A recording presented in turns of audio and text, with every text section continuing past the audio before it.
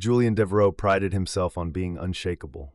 Markets crashed, empires crumbled, fortunes turned to dust, but nothing could rattle him. Until her. He saw Isla Moreau when he least expected it. He had been walking out of a coffee shop in downtown Charleston, his mind on a call with his lawyer, when his gaze snagged on a figure just across the street. A woman tucking a loose strand of dark brown hair behind her ear, her delicate fingers trembling ever so slightly as she adjusted the strap of her bag. Julian stopped breathing. No, it wasn't possible. 6 years had passed. 6 years. He had convinced himself that she had been nothing more than a fever dream, a ghost from a past life. He had tried to forget the way she had slipped out of his world without a trace. No goodbye, no explanation, not even a goddamn phone call. But there she was, alive, here, his jaw clenched. He took a step forward before he had time to second-guess himself. Isla. She froze. It was a full-body kind of stillness, like prey that had been caught in a hunter's sights. Slowly, painfully, she turned to face him. And when their eyes met, Julian felt the world tilt. The same soft brown eyes, the ones he used to wake up to on warm summer mornings. The same lips that had whispered promises in the dark. The same everything, except now she looked different. Older. Wearier. She swallowed hard. Julian. His name on her lips sent a sharp ache straight to his chest. "You're back," he said, his voice harsher than intended. She gripped the strap of her bag tighter. Before she could answer, a small voice interrupted. "Mama?" Julian barely had time to register the child tugging at her hand before he saw the boy's face. And that was when his world truly shattered. The child, her child, tilted his head up, his gaze flickering between them. And Julian knew it in the way the boy's dark, wavy hair curled slightly at the ends. Knew it in the sharp cut of his jaw, the way his lips pressed together in quiet curiosity. But most of all, he knew it in the eyes. His eyes. A perfect shade of stormy gray, identical to the ones Julian had seen in the mirror every day of his life. He felt like he'd been punched. "Isla." His voice was low, dangerously controlled. "Who is this?" Isla went pale. "Julian. Who is he?" She flinched at the razor's edge in his tone. Her lips parted, but no sound came out. The boy clutched her fingers. "Mama?" His voice was small, uncertain. "What's wrong?" Julian couldn't tear his gaze away from him, from his son, because there was no denying it now. This boy, this child was his, and she had never told him. A slow, simmering fury coiled in his chest. "You had my child," he said, his voice shaking with barely contained rage. "And you never told me?" Isla looked stricken. "Julian, please, I can explain." "No," he cut in sharply. "You can't. There is nothing that explains this. 6 years. For 6 years he had lived his life, believing she was gone forever. He had told himself he had been a fool for loving her. He had tried to move on. And all this time she had been raising his son alone. Julian's hands curled into fists. He had missed everything. His first steps, his first words, his first laugh. Because she had stolen those moments from him. And she thought he would just accept that? No, not a chance in hell. "Julian, listen to me." Isla's voice was uneven, but she stepped forward, as if that would somehow soften the knife she had just lodged into his chest. "It's not what you think." Julian let out a sharp, bitter laugh. "Not what I think. Then enlighten me, Isla. What exactly is this?" He gestured toward the boy.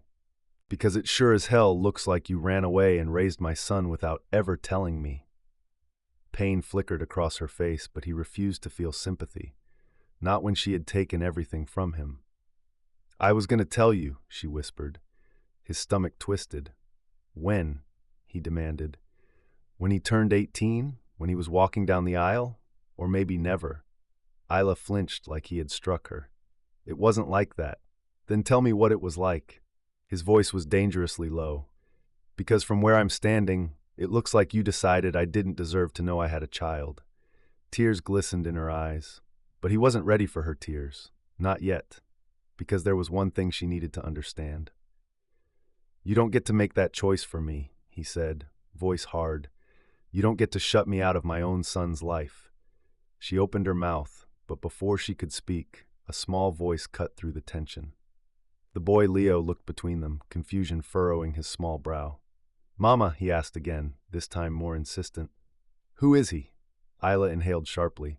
Her hands trembled. Julian's chest tightened. She hadn't told him. His own son didn't even know who he was. Isla knelt down beside Leo, smoothing his hair. Sweetheart, this is Julian. Leo blinked. Okay. He turned his head slightly, his gaze studying Julian intently. Why does he look like me? Julian swallowed past the lump in his throat. Because I'm your father. But Isla didn't say it. She hesitated, like she was still trying to protect some long-buried secret. Julian exhaled sharply, forcing himself to stay calm. But then he looked at Leo again, at his bright, curious eyes, at the way his small hands clutched Isla's fingers for comfort. And something inside him broke. Julian met Isla's gaze head-on. His voice was steel. I want to be in his life. Isla's lips parted, panic flashing across her face. Julian, I don't care what it takes, he cut in. I will be his father. Her breath hitched. You can't just... I can, and I will. His jaw clenched. If you try to stop me, Isla, I will fight for him, legally if I have to. A sharp gasp left her lips. No, then don't make me. Their gazes locked, anger, pain, and years of unspoken history hanging between them. Julian had lost 6 years. He wasn't going to lose another second. Julian had never felt rage like this before. Not in boardrooms when deals collapsed, not in courtrooms when rivals tried to dismantle what he had built. This was different. This was personal. He sat across from Isla in a quiet corner of the cafe, his jaw tight, fingers pressed into the smooth wood of the table to keep himself from saying something he couldn't take back. Where have you been? His voice was low, controlled, barely. She shifted in her seat, tucking a strand of hair behind her ear. Here. Julian's fingers curled into fists. Here, he repeated, his voice sharp. All this time, she nodded. I opened a bookstore just a few blocks from here. Her lips pressed together before she added softly, I was just living, raising my son. His stomach twisted. His son. A child he hadn't known about, growing up just miles away while he spent 6 years believing she was gone. He forced himself to breathe. Are you married? Her eyes flickered with something unreadable before she shook her head. No, never have been. Something inside him loosened, only to tighten again when she looked away, fingers tracing the rim of her cup. She had been here, living, breathing, building a life, without him. And that realization burned more than all the years of silence combined. I want time with him, he said, voice low but unwavering. I will be in his life. Isla flinched, but didn't look away. Julian, I'm not asking. His gaze burned into hers. You kept him from me for 6 years. I will not lose another second. Her lips parted, but no words came out. Do you know what my lawyers would do with this? His voice turned colder. Do you want me to take this to court? Her fingers curled around her coffee cup, knuckles white. He could see the war happening behind her eyes. He hated himself for pushing her like this, but damn it, she had stolen 6 years from him. I don't want that, she finally whispered. Then let me see him. A long silence stretched between them before she exhaled, shoulders sagging. Short meetings, that's all I can promise. It wasn't enough. Not by a long shot, but it was a start. Julian nodded. Fine. She glanced away, her throat working like she was swallowing back emotions she didn't want to show. He didn't care. He was done worrying about her feelings. This wasn't about Isla anymore. It was about Leo. Later that afternoon, he met his son for the first time.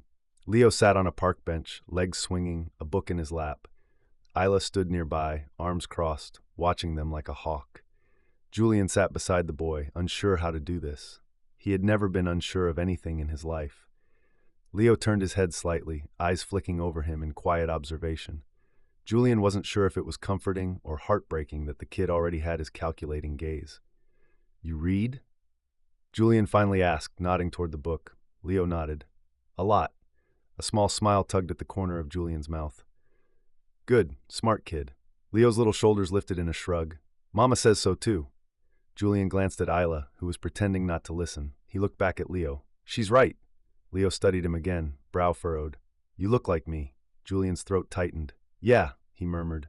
I do. Leo tilted his head. Are you my dad? Julian's breath stalled. He looked at Isla, waiting for her to step in. She didn't. She hesitated. Something sharp twisted in his chest. Leo blinked up at her. Mama? Julian watched, muscles tense, as Isla crouched in front of their son and brushed his hair back gently. Yes, sweetheart, she whispered. He's your dad. Leo turned back to Julian. His gaze was solemn, impossibly deep for a 5-year-old. Where were you? The question hit Julian harder than he expected. I, he exhaled sharply. I didn't know about you, kid. His voice dropped. I wish I had. Leo seemed to consider that, then nodded, accepting the answer in the simple way that only children could. Julian looked at Isla again, at the woman who had taken everything from him. The anger was still there, simmering beneath the surface, but another emotion was creeping in now. Grief. Regret. He had missed it all, and no matter how much he fought, no matter how much he forced his way into Leo's life now, he would never get those years back.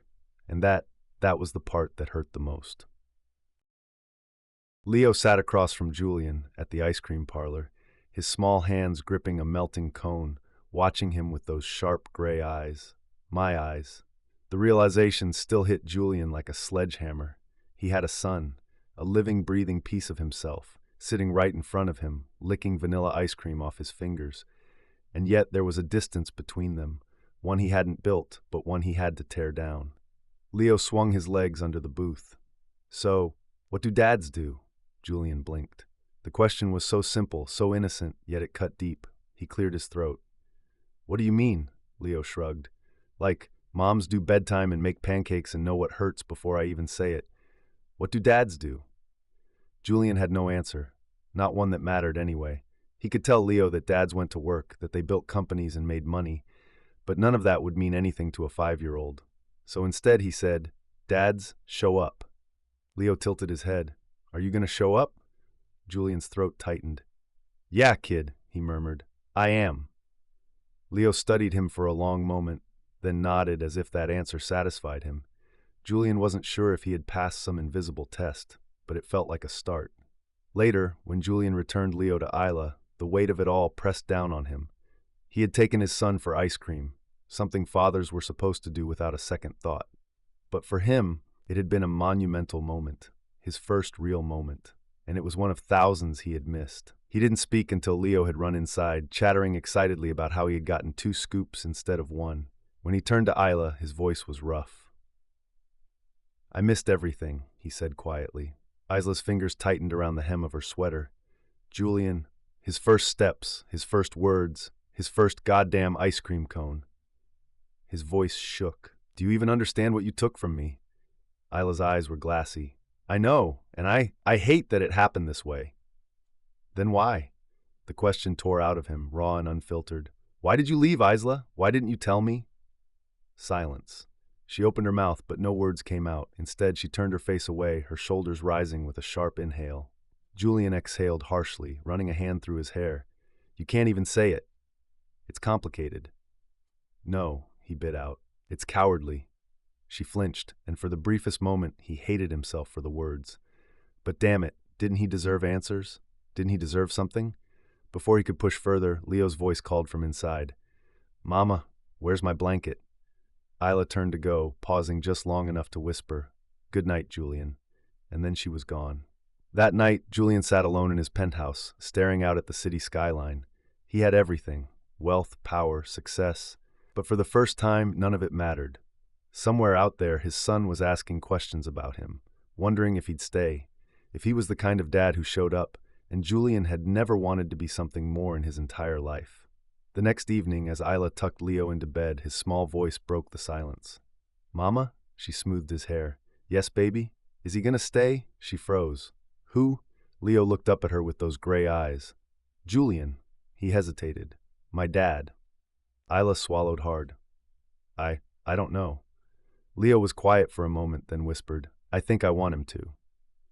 Isla pressed a kiss to his forehead. Get some sleep, sweetheart. But long after Leo drifted off, she sat by his bed, staring at the ceiling, her heart aching with something she couldn't name. Because no matter how much she tried to protect herself, no matter how much she tried to pretend Julian was nothing more than her past, she knew the truth. She had never stopped loving him, and that terrified her more than anything. Few days later, Leo stayed at Julian's place for sleepover. Julian had prepared for this moment the way he prepared for billion-dollar negotiations, meticulous planning, anticipating every possible outcome. But nothing could have prepared him for the sight of his son, small and wide-eyed, stepping into his home for the first time.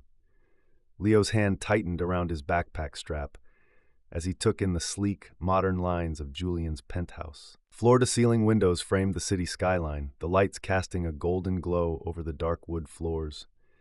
It was a home designed for a man who never expected to have a child. "It's big," Leo murmured, his voice barely above a whisper. Julian swallowed. "Yeah," he said, softer than he intended. "I guess it is." Leo walked in cautiously, his sneakers making no sound on the polished floors. Isla had been hesitant about this, her arms crossed as she stood by the door, but she hadn't stopped him. That was something. Julian knelt down beside his son. "You hungry?" Leo nodded. "Good," Julian said, forcing a small smile. "Because I ordered pizza. And Isla says you like dinosaurs, so I might have found a dinosaur movie we can watch." Leo's gray eyes widened. "Really?" Julian nodded. "Really?" The boy hesitated then. Finally, a smile crept onto his face. Small, but real. Julian's chest tightened. Later that night, after pizza and half a movie, Julian tucked Leo into the guest bed he had turned into a makeshift child's room. He sat on the edge of the mattress, watching as Leo rubbed his tired eyes. "Do you have a dad?" Leo asked sleepily. Julian stiffened. "I did." "Where is he?" Julian exhaled. "He's gone." Leo blinked up at him. "Did he stay with you?" Julian's throat tightened. No. His father had been a businessman first, a father second, always too busy to come to baseball games or bedtime stories, always choosing his empire over his son. He looked at Leo and made a silent promise. "Never again." "I'm not going anywhere, kid." His voice was steady, even as his heart ached. "Not ever." Leo's little fingers curled into the blanket, satisfied with the answer. Julian sat there long after he fell asleep, his son's soft breathing filling the silence. For the first time in his life, his house felt like a home. The next morning, Isla arrived earlier than expected. Julian opened the door to find her standing there, arms crossed as if bracing for bad news. "He's fine," Julian said before she could ask. She exhaled, stepping inside cautiously. Leo was still asleep, curled up in the bed Julian had set up for him. Isla moved to his bedside, brushing a hand over his messy hair, the tension in her shoulders easing just slightly. When she turned back to Julian, something in her expression had softened. "He looks happy." Julian leaned against the doorway, watching her. "He is." Silence stretched between them. A different kind this time, not cold, not angry, just something neither of them knew how to name. Finally, Julian exhaled. "Isla." She tensed. "Julian, don't." "No." He took a step closer. "I need to know. Why did you leave?" Isla shut her eyes as if willing the question away. But it stayed, heavy between them, just like him, towering, commanding, unwilling to let go. She forced herself to meet his gaze. "Because I was scared," she admitted, her voice unsteady. "Scared that one day you'd wake up and realize we didn't fit into your life, that your rules, your control, your world wouldn't have space for me. And then what?" Her breath caught. "I couldn't let Leo feel like he wasn't enough." Julian stilled. He had spent years believing she left out of spite, out of some cruel need to punish him. But this was something else. He stepped closer, his voice low and controlled. "You didn't trust me." She shook her head, but not in denial. "I didn't trust us," she whispered, and there was something in her eyes he hadn't seen before. Fear. Not just fear of losing him. Fear of losing herself. You always take control, Julian. You're strong, decisive. You lead, and everyone else just follows. And I followed too." She swallowed hard. "Until I realized that one day I'd look in the mirror and not recognize myself anymore." Her voice trembled as she looked away. "I didn't want to disappear inside your world." The silence that followed was heavier than all the words left unsaid in the last 6 years. Julian reached out, gently tilting her chin back toward him. Their eyes met, and for the first time in years, the walls between them cracked. "Do you still love me?" he asked quietly. Her breath stuttered. "Julian, don't lie to me, Isla." His voice was hoarse. "Do you?" She looked at him, then really looked at him, and for a brief moment he saw it, the same longing, the same ache that had haunted him for 6 years. But then, just as quickly, she pulled away. "It doesn't matter," she whispered. Julian's jaw clenched. "The hell it doesn't." She shook her head.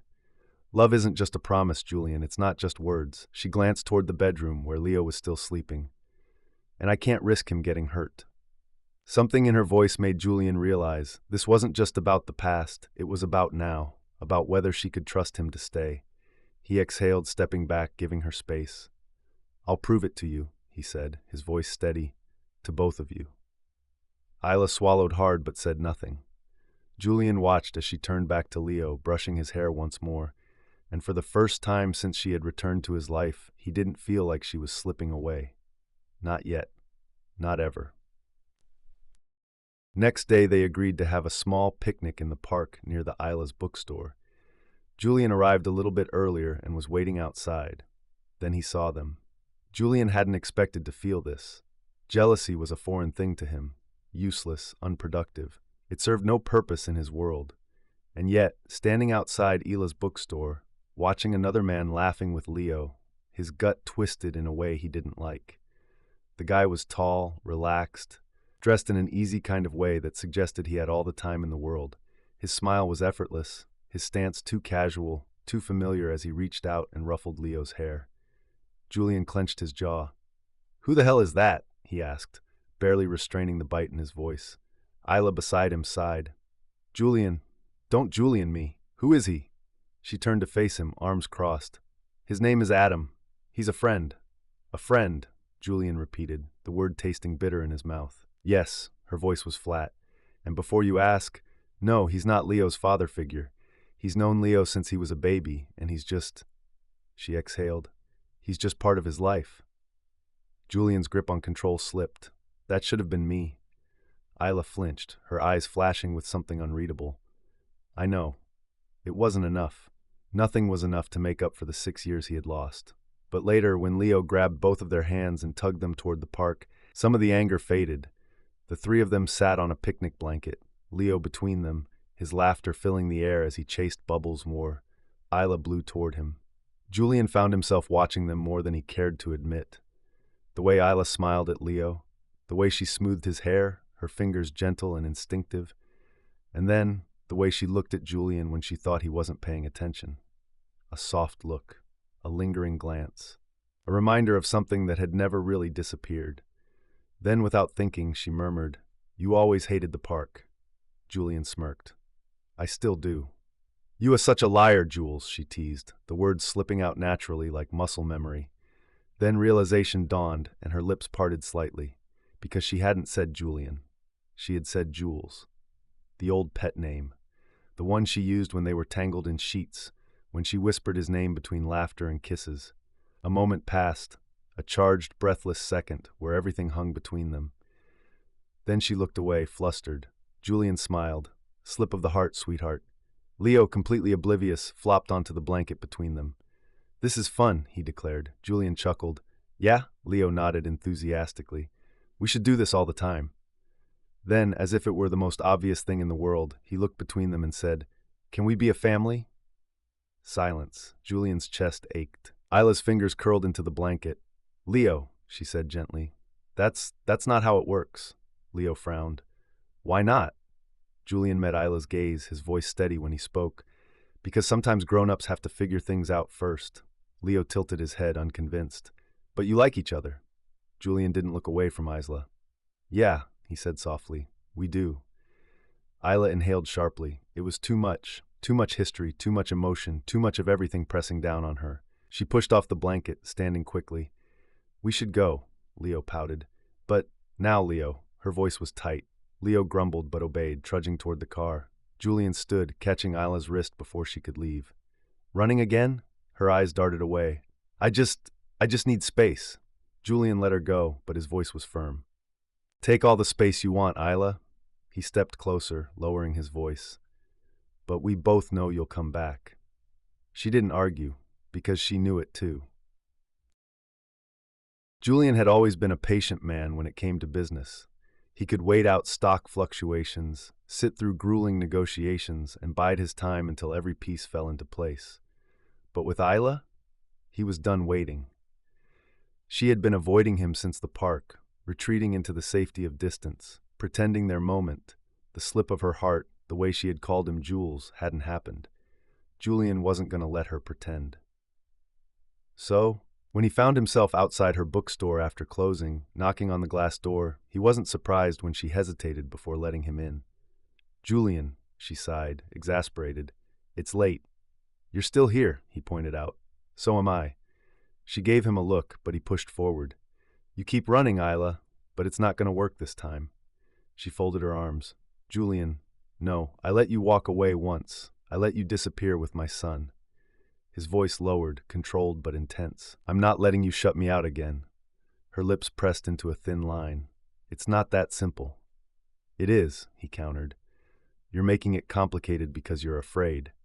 She opened her mouth to argue, but something flickered across her face, something vulnerable. And then, before she could push him away again, something on the counter caught her eye. A letter. Not just any letter. Her fingers trembled as she reached for it. Julian watched her carefully, noting the way her breath hitched, the way her knuckles went white as she unfolded the paper. What is that? He asked. She swallowed hard. A letter I wrote to you 6 years ago. Julian felt something shift in the air. You never sent it. No. Her voice was barely above a whisper. She took a shaky breath and started reading. Julian, I'm sorry. I'm sorry for leaving without telling you why. I'm sorry for loving you too much to stay and not enough to believe we could have worked. I want you to know that it was never about not loving you. It was about knowing that if I stayed, I would always come second. And I couldn't do that to our child. I couldn't do that to myself. I hope you never hate me. Her voice broke at the last line. Julian exhaled sharply, his chest tight. He stepped forward, his voice rough. You thought I wouldn't choose you. She looked up at him, her eyes glassy with unshed tears. I knew you wouldn't. The words gutted him. That's not fair. It's not. Her voice wavered. You lived for your business, Julian. It was always your priority. And she swallowed. I needed to be someone's first choice. A sharp pain twisted in his chest. And you never gave me the chance to prove that you were. A crack of thunder rumbled outside. They both turned toward the window as rain began to pour, droplets streaking down the glass. Julian, but he didn't let her finish. He reached for her, threading his fingers into her hair, tilting her face up to his. You should have stayed, he murmured, his voice rough with everything he hadn't said. Her breath hitched. You should have followed me. Lightning flashed outside, and then Julian kissed her. The years between them vanished. It wasn't slow, wasn't hesitant. It was raw, deep, filled with every emotion that had festered between them for 6 long years. She tasted like memories, like heartbreak and longing. And when she kissed him back, when she melted into him, her hands gripping his shirt, it felt like a second chance wrapped in desperation. When they finally broke apart, her forehead pressed against his, her breath uneven. I still love you, she whispered, as if the words terrified her. His grip tightened on her waist. Then why are you fighting this? She exhaled shakily. Because it's not just me anymore, it's Leo. And if I let myself believe in this again, if I let myself believe in you, her voice broke. I can't let him get hurt. Julian's fingers curled into her waist. I would never hurt him. But what if you leave? She whispered. Something inside him cracked. He cupped her face, forcing her to look at him. I won't. Her lips parted, but no sound came out. I won't, Isla. His voice was steady. But I need you to trust that. Silence, a heartbeat, a moment suspended in time. She didn't answer. And Julian knew this was the real battle, not just winning her back, but convincing her to believe in him again. And for the first time in his life, he was terrified that he might not win. Julian wasn't a man accustomed to waiting. He didn't hesitate, didn't doubt, didn't second-guess his decisions. In business, he saw what he wanted and took it. But with Isla, with them, he had to learn patience. So when she told him they needed to take things slow, that trust wasn't something he could demand. He swallowed his instinct to push. Slow, he repeated, voice even. Fine. She narrowed her eyes as if waiting for him to argue, but he didn't. He wouldn't. Because for the first time he understood. If he wanted her to believe in him again, he had to prove he wasn't just the man she left behind. And so, slow it was. He started showing up, not just for Leo, but for Isla too. He stopped by the bookstore, not to pressure her, but to be present. He picked Leo up from school, listened to the little boy chatter about dinosaurs and space and all the things he had missed. And when Isla saw them together, when she caught those quiet moments of laughter and connection, he saw it. The softening in her gaze, the walls she tried to keep up beginning to crack. Leo, oblivious to the tension, was nothing but thrilled. "You're coming to dinner?" he asked one evening, his grin wide as he practically bounced in his seat. Julian smirked. "That a problem, kid?" Leo shook his head so fast his curls bounced. "No, you should come every night." Julian looked at Isla then, challenging. Her lips parted, hesitating. Finally she sighed, "Just dinner." It was more than dinner. It was the first time in 6 years that Julian sat at a table with his son and the woman he had never stopped loving, the quiet hum of domesticity settling around him in a way that felt foreign but right. Isla served plates of pasta, her movements fluid and practiced. Leo talked endlessly, stuffing bites of food in his mouth between sentences, and Julian watched, taking it all in. The life he could have had, the life he wanted now. When Leo left the table to grab his latest drawing to show Julian, Isla lingered by the sink, her fingers gripping the counter. "You're staring," she murmured, her back to him. Julian leaned against the opposite counter, arms crossed. "I like what I see." She exhaled, shaking her head. Don't what?" She turned then, her brown eyes filled with something he couldn't name. "Make this something it's not." Julian took a slow step forward. "And what is this, Isla?" She didn't answer.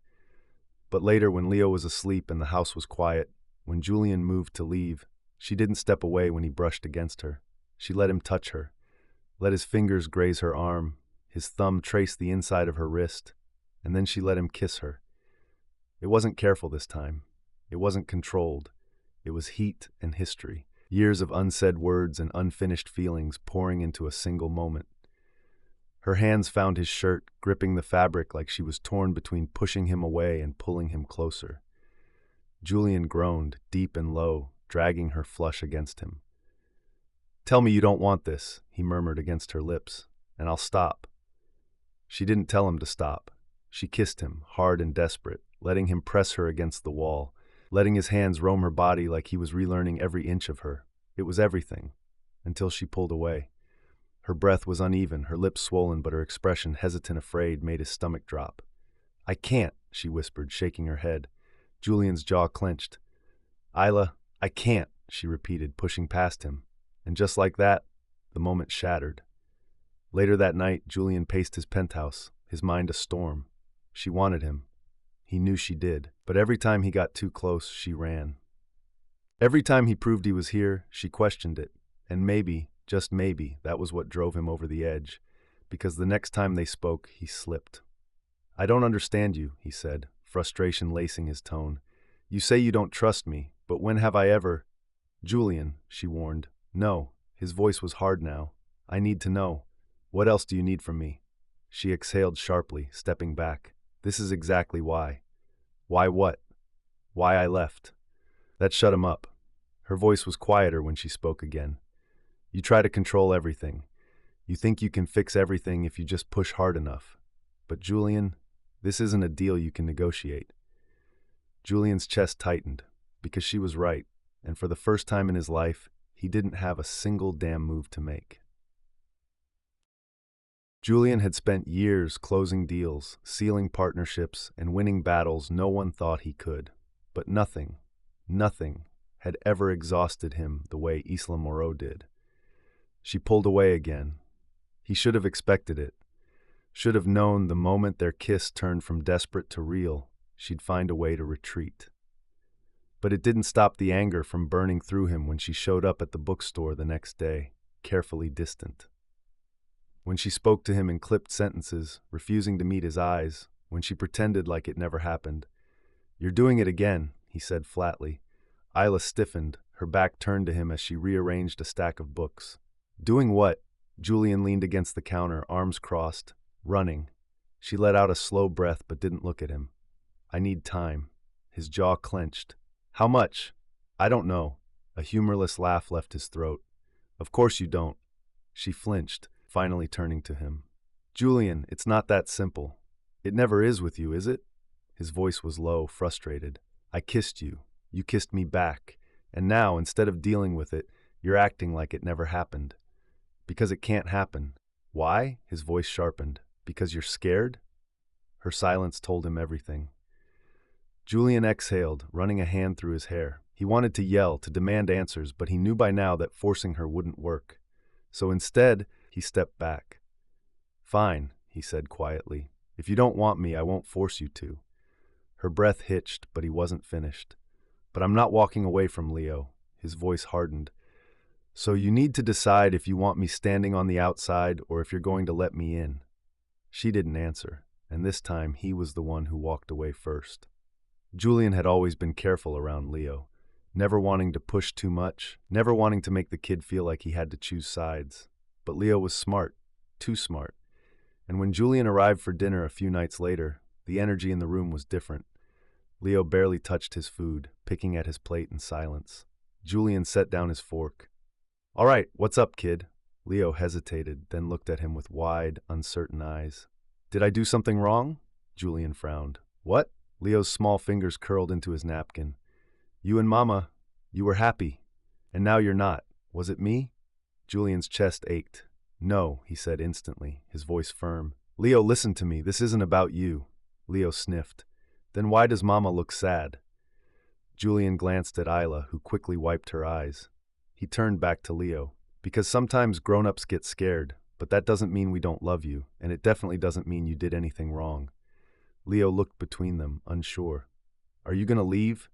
Julian reached across the table, squeezing his tiny hand. "No, I promise." Leo nodded slowly, but Julian saw it, the doubt, the fear of losing something he had only just gotten. And that was the moment Julian hit his breaking point. Later that night, when Leo was asleep, Julian found Isla standing in the kitchen, arms wrapped around herself. "You saw what happened tonight," he said quietly. She didn't respond. He stepped closer. "I won't do that to him." His voice was steady, but his control was barely there. "I won't let him think love is something that disappears." Isla's eyes were wet when she looked at him. "Julian, I won't force you to love me again," he continued, voice raw. "But I won't let you pretend this isn't real." He shook his head, not with him watching. Her breath shuddered.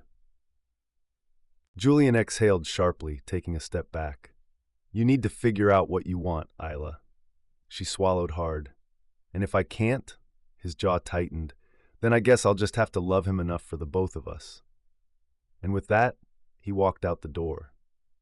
Isla didn't sleep that night. She sat on the couch, staring at the ceiling, replaying every word, every fight, every moment with Julian. When her sister Sophie showed up the next morning, Isla barely noticed. Sophie flopped onto the couch. "You look like hell." "Thanks," Isla muttered. Sophie crossed her legs. "So you're pushing him away again," Isla swallowed. "It's not, don't say not that simple." Sophie's voice was dry. "It is that simple, Isla. You love him." Isla's throat tightened. "It's not just me," Sophie sighed. "I know, it's Leo too, but what are you teaching him by running?" Isla's breath caught. "You're showing him that love is something to be afraid of," Sophie continued, "that it's safer to avoid it than to fight for it." Isla's chest ached. "I just don't know if I can trust him," she whispered. Sophie tilted her head. "Do you love him?" "Yes, then trust that." Isla shut her eyes, because she finally understood. Love wasn't about knowing the future. It wasn't about guarantees or perfection.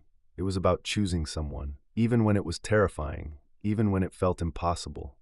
And maybe, just maybe, it was time to stop running. Julian had spent his entire life building something indestructible, his empire, his wealth, his control. And yet, here he was, standing in Isla's bookstore, waiting for her to decide if she was going to break him completely or make him whole. She stood in front of him, wringing her hands, her face pale with something raw and uncertain. But then she took a breath, and her brown eyes met his with quiet determination. "I love you," she whispered. The words hit him like a punch to the chest. "I love you," she said again, stronger this time. "Not just for what we were, but for what we could be, for what we are." Julian's breath caught. She took a shaky step forward. "I was afraid of getting hurt, afraid of what would happen if I let myself believe in this again." She swallowed hard. "But I don't want to run anymore." His heart pounded. "I choose you, Julian." Her voice cracked. "I choose us." A muscle in his jaw twitched. "Say it again." Tears welled in her eyes. "I choose you." And that was all it took. Julian closed the distance between them in 2 strides, crushing her against him as his mouth found hers. It wasn't slow. It wasn't careful. It was 6 years of longing, of regret, of finally having her in his arms again. Her fingers tangled in his shirt, her body molding to his as he deepened the kiss, as he poured everything into her, his love, his promises, his certainty that she was it for him. When they broke apart, breathless, Julian pressed his forehead against hers. "You don't get to take that back." A watery laugh escaped her. "I won't." And for the first time in forever, he believed her. The first time Leo saw them together, he blinked at them, as if trying to make sense of the shift in the air. Then, slowly, a grin stretched across his face. "You're holding hands," he announced, pointing at their intertwined fingers. Julian smirked. "Yeah, kid, we are." Leo's eyes darted between them, his little brain working through something. Then, without hesitation, he launched himself at Julian, wrapping his small arms around his waist. Julian froze. Then he knelt, arms locking around his son, holding him tightly. Leo's voice was muffled against Julian's shoulder. "Can I call you Dad now?" Julian's throat burned. He pulled back, cupping the boy's face, his hands gentle but firm. "Yeah, Leo," he said, voice thick. "You can call me Dad." Leo grinned.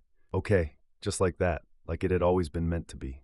Later that night, Julian found himself on Isla's couch, Leo curled up beside him, fast asleep. Isla sat across from them, watching with quiet wonder. "He trusts you," she murmured. Julian's fingers ran through Leo's curls. "He should." She smiled softly. "I do too." Julian met her gaze, his chest tightening. This was it.